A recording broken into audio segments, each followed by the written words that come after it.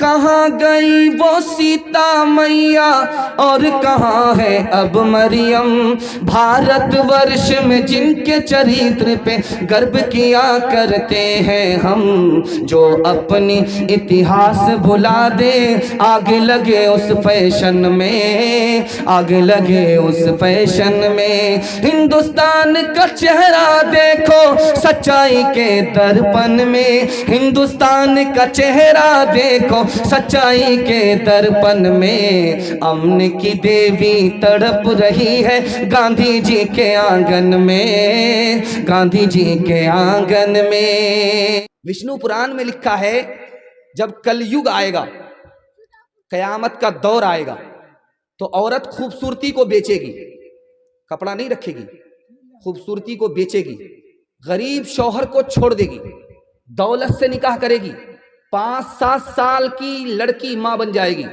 8-10 साल का लड़का बाप बन जाएगा।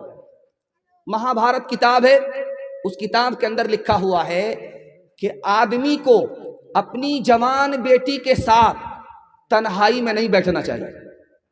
जवान बेटी है, जवान बाप है, तो अकेले में ना बैठे, दूसरे आदमी को शामिल कर ले। बड़े बड़े लोग फिसल जाते हैं और शैतान बदकारी करा देता है। लक्ष्मण जी देवर हैं, सीता जी भाभी हैं। देवर से पूछा जा रहा है कि भाभी का चेहरा देखे हो, कैसी हैं, काली हैं या गोरी हैं? तो देवर ने कहा वो तो घूंघट डाल करके रहती थी, घूंघट डाल करके रहती थी।